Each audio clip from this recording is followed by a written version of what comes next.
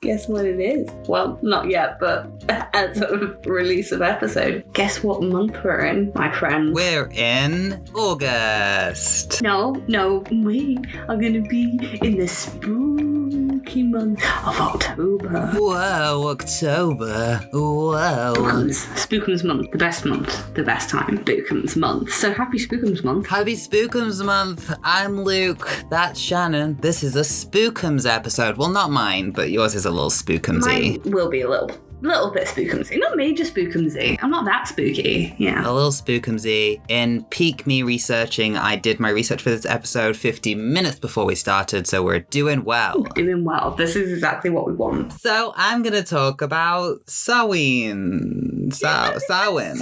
Samhain? Say Samhain. I'm going to talk about Samhain. So, Samhain is a festival of the dead, meaning summer's end. Samhain is a celebration of the end of the harvest and the start of the coldest half of the year. For many practitioners, Samhain also is the beginning of the spiritual new year. Right, okay. So, it's believed to have Celtic pagan origins. And some Neolithic passage tombs in Ireland are aligned with the sunrise at the time of Samhain, which I didn't know. No, I didn't know that either.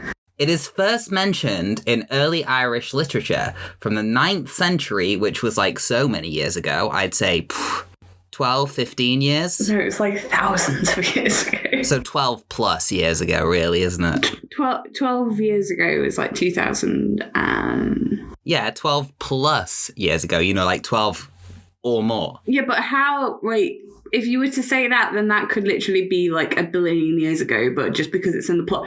How much more does a 12 plus equal? Is it like 12 and then maximum 10? So it's 12 plus 10, that's 12 plus, that's the maximum it can be. Or is it 12 plus literally just goes into infinity? Is there ever an end? So... It's over 9. It's from the 9th century. Where am I? It's from the 9th century. I didn't read this. I literally had 50 minutes of research. It is associated with many important events in Irish mythology, and I got into a little bit of an Irish mythology tale later. Oh, fun. The early literature, I know, yeah. I didn't know anything about it. The early literature says that Samhain was marked by great gatherings and feasts, and was when the ancient burial mounds were open, which were seen as portals to the other world. Some of the literature also associates Samhain with bonfires and sacrifices. Ooh, fun. Maybe, no. What did they eat at the feast? Well, it was kind of it was back in the day, so I don't know, grain. It's a bit...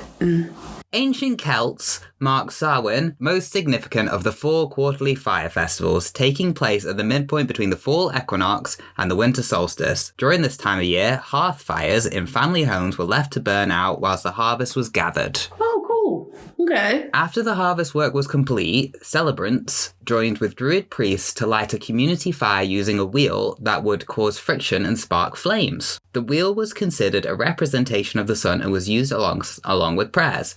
Participants took a flame from the communal bonfire back to their home to relight the hearth. Oh, okay. So there's that burns down, they all make a big fire, they take a little stick with them, and then relight their own. Like when they take the Olympic torch and they pass it around, and then they put it on the big fire. Yeah, kind of, yeah, but I don't think that lights your fire at home afterwards. No, but everyone's making a big fire, they're like, haha, they all get a thing, they stick it in the thing, and they all march back to the houses, and then they light the houses, light the houses on fire, but light the fires in the houses. They light their houses on fire afterwards. They light the fires in the houses. The bonfires were used in divination rituals. Ooh, this is the fun stuff. Although not all divinations involve fire, in the early 18th century, a ring of stones, one for each person, was laid round the fire. In the morning, the stones were examined, and if anyone mislaid, it was said that the person it represented would not live out the year. Oh, okay. A little bit of death prophecy going on. Yeah. So if you really dislike someone, you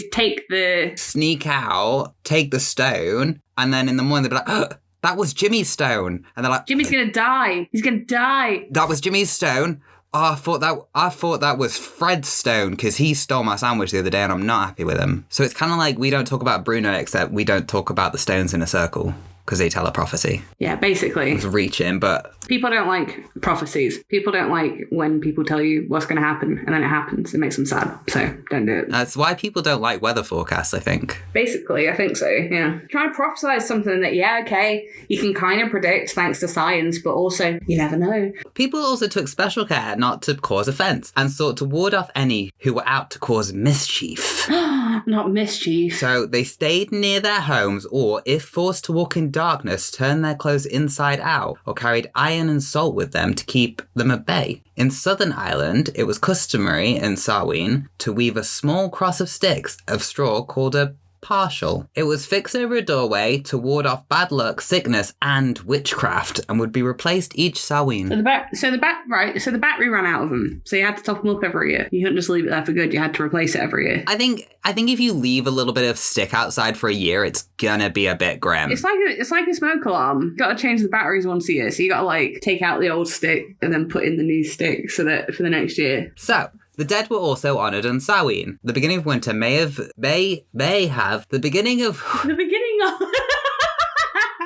the beginning of winter may have been seen as the most fitting time to do so, as it was a time of dying in nature. The souls of the dead were thought to revisit their homes seeking hospitality, which I feel is quite bold. Like, hey, I'm back. You got any chicken for me, bro? Places were set at the dinner table and by the fire to welcome them. The belief that the souls of the dead returned home on one night of the year and must be appeased seems to have ancient origins and is found in many cultures throughout the world. So, this is when we get into a cool myth. In a minute, but this is the myth. So, because the Celts believed that the barrier between the worlds was breachable during Samhain, they prepared offerings that were left outside villages and fields for fairies. Oh, okay, we're getting fairy stuff. Yeah, so in the Boyhood Deeds of Fionn, says that Cire, fairy mounds or portals to the other world, were always open at Samhain. Oh, cool. Okay. Some specific monsters were associated with mythology surrounding Samhain, including a shape-shifting creature called Puka that received harvest offerings from a field. The Lady Gwyn is a headless woman dressed in white who chases night wanderers and was accompanied by a black pig. Okay. Yeah, no, I'd rather not, thank you. The Dullahan sometimes appeared as impish creatures, sometimes headless men on horses who carried their heads, which is like headless horsemen. Headless horseman, yeah. Riding flame-eyed horses, their appearance was as a death omen to anyone who encountered them. A group of hunters known as the Fairy Host might also haunt Samhain and kidnap people. So Samhain was not the calm, like, Halloween that people think it is today. Yeah, no. Similarly, as the Slough come from the west to enter houses and steal souls. What? He stole souls? So you had the choice of either 1, seeing a headless lady with a black pig. Okay. 2, seeing a headless person riding a horse. Okay. 3, flame-eyed horses which were omens of death. Okay. 4, having your soul stolen. Or 5, being kidnapped. Which would you pick? If I was to pick one, I would probably go with... I'd maybe just like... I mean, you could get... Would you want to be chased by a headless woman? Probably not. I would not want to be chased by a headless woman. I suppose No, I wouldn't want to be kidnapped by Fae. No. No, you don't know what's going to happen if you get kidnapped. Whereas if you just get your soul taken, it's like... To be fair, maybe the death omen, because if you think about it, being born as a death omen, like, you're gonna die. Yeah, there is that, no matter what. So, probably that one. One of the most famous Samhain-related stories is the Adventures of Nera, in which a hero, Nera, encounters a corpse and fairies and enters into the other world. So here's basically kind of a summary of it, because I did read it. It's like 8 pages. One Samhain night when the warriors of Ruach were feasting, King look, we're not going to say it right and I apologise now, offered a prize to any man who was brave enough to put a wicker band around the ankle of a corpse that had been hanged. Okay, right. Right? Got your attention once I said hanged. Yeah, but if it's dead, no worries. Give me that gold. Give me. Right, however, remember, Samhain, the veil's thin, so the dead are back. Yes, fine. Be right. So... Because Samhain was considered to be a night when the dead have power, only Nera was courageous enough to volunteer. When he placed the wicker band around the corpse's ankle, it moved and asked him for water. Nera allowed it to climb on his back. I personally wouldn't. I personally would not allow that. Right. I was there like, okay, first thing when he comes back from the dead, he wants some water. Yeah, get that. Need to drink. I'd have gone for like an alcoholic drink, if I'm honest, if I'd just suddenly come back from the dead. But then he's suddenly carrying the corpse on his back. That's when the story went a bit much for me, I think. And he carried it to the house. But flames sprang up around the house when they approached. They tried a second house, which was surrounded by water. On their third attempt, they were able to enter that. If it was Thursday, why thirsty? Why couldn't they just have some, like, they're dead, so what's it gonna do? Why are they trying to take the corpse into a house? Because it wants water. Yeah, because it wants water. Why couldn't you just bring it a glass of water from a house? Why do you have to take the corpse with you? I don't know about that one. I guess it doesn't match the story they were telling. Okay, yeah, so he's carrying this corpse around, trying to find a house. On the third attempt, On the third house. they were able to enter a house and the corpse drank 3 cups of water, spitting the last one on the householders and killing them. That's a bit rude. Nera returned the corpse to the gallows. But when he returned to the court, the hall was on fire and all the inhabitants had been decapitated. And that's why you should never carry a corpse around, because then you'll go back and everyone will be dead. Moral of the story. Bravo! Encore! Encore! Encore! So where did Halloween come from? Where did it come from? That was a brief history of Samhain. So where did it come from? Halloween developed separately to Samhain in cultures which didn't celebrate the older holiday. But it's hard to hide the influence that the Irish and other Celtic people had on the celebration.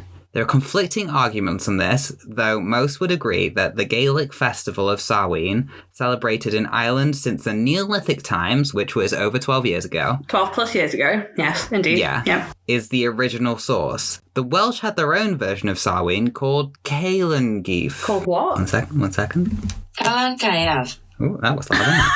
Also, by the Middle Ages, it was a relative common belief that all the souls of those who had died during the year had to wait until that night to slip into the next world. Oh, that seems like horrible. So it'd just kind of be like a very long queue, I guess. Just a waiting room. Imagine if you died the day afterwards. Ah, and you had the whole year to go. Just like happened to die on November 1st, like literally at 12:30 in the morning, you know, like in the middle of the night. So you've got a whole 365 days to just sit and just wait. Well, technically, Samhain it's movable. It's a movable festival because it had to be between the solstices, so... Yeah, but still. So one of the major differences between Halloween and Samhain is the way the date is chosen. Halloween is based on a fixed date on the calendar. Samhain, if you're thinking of it in the traditional sense, Samhain is halfway between the fall equinox and the winter solstice, making it a seasonal celebration, one of the 4 based on the old Gaelic calendar. So Halloween is October the 31st, as we well know. It got its start because of its proximity to a holy day, or holy days which began on November the 1st, hence the name Halloween, short for All Hallows Evening. November the 1st is the Feast of All Hallows, or All Martyrs. The beginning of All Hallowtide, a time set aside for remembering the dead in Western Christianity. November the 2nd is All Souls Day, a day of remembering all the dead. So in early Christianity, it was commonplace for a vigil to be held the evening before a holy day, and so Halloween, a holy evening, was born. The original date for All Hallows was May 13th. What? Can you imagine Halloween being in May? That's weird. It was to supplement a Roman celebration of the Yeah, dead. but that would be weird, wouldn't it? Like, it just wouldn't feel right. So, that's been a brief dive into Samhain. Interesting. But I did feel like it had to be mentioned because it's me and my severe love of Greek mythology. Yes. Absolutely nothing to do with Samhain. Absolutely nothing to do with Halloween or Hallows Eve, but to do with the changing of the seasons. Yes. So, Persephone and the seasons. Ba-da-ba-ba. So, in Greek mythology, this is how the seasons change. Yes. And October, autumn, seasons changing. I'm classing it. The first day of spring, also known as the vernal equinox, is a time for growth and rebirth. In ancient Greece, mythologies were developed to explain why things in the world occurred, which is like kind of how they did in all the old religions and stuff. Yeah, that's just what they did. Like, they had to come up with reasons for things. So, the myth of the abduction of Persephone by Hades explained the seasons. To the ancient Greeks, spring and summer signified the 6 months where Persephone returned from the underworld, and her mother, Demeter, made the earth bloom and grow bountiful after her absence. When Persephone left the company of the gods and returned to the underworld, Demeter's loss was expressed in the barrenness of autumn and winter. Demeter threatened to make like everything barren and be like, I'm never gonna grow anything again because you've kidnapped my daughter. Hades is like, well, too bad, so sad, essentially. Hashtag sorry, not sorry. But then Zeus was like, okay, well, let's kind of strike a deal because otherwise humans are going to die, so maybe let's not do that. He allowed Persephone to go back to the gods. But before she left... It's a very famous story, so I'm sure we all know it. Yeah, I mean, we definitely know. He made her eat some pomegranate seeds. Well, told her to eat some pomegranate seeds, and she did. Sadly, this act of kindness was a ruse. Anyone who tasted food of Hades was condemned to remain in the underworld forever. Oh no. Yep. In the end, a compromise was struck, and Persephone would return to Hades for 4 months of the year, and the rest would be above ground with Demeter. Yay! Demeter reluctantly agreed to this deal, restored Earth's fertility, and returned to Olympus with Persephone. But then the time would come when Persephone would go to the underworld and the Earth would get all sad and destroyed and everything like that. Joyce, a happy time. So yeah, that was Samhain and a little dip into Persephone. A little dip into Persephone, because of course, if we could do it, we would manage to make it late. Because I'm reaching. But whoa, that's been the episode. Whoa, that's crazy. It's crazy. I've been Luke. That's been Shannon. I've been Shannon. We like Halloween, we like Samhain, and we like Persephone. We like spookums. I like spookums. We like spookums. I don't know where this is falling, so either we've got more Halloween episodes coming up, or we're done with Halloween. We will see. We don't know yet. Professionals. Whoa, we know what we're doing. Check out the trailer. Listen to the trailer, guys. Don't be trash. Bye. Bye-bye. Bye. Bye-bye. We do other stuff too, so here's a trailer for our podcast, GNS Radio. The fog has now reached even our radio station. At first, the shadowy figures were locked outside, but they appear to have breached the building and are now loose within. As this fog spreads deeper down the corridors, I can see people running outside our window along the corridor. Oh no, the fog, it's already here. It's following them at an unnatural speed, and the shadows of others within are in pursuit. There's a noise of scratching on the other side of my door. I think I'll cut to an ad as we deal with this latest development.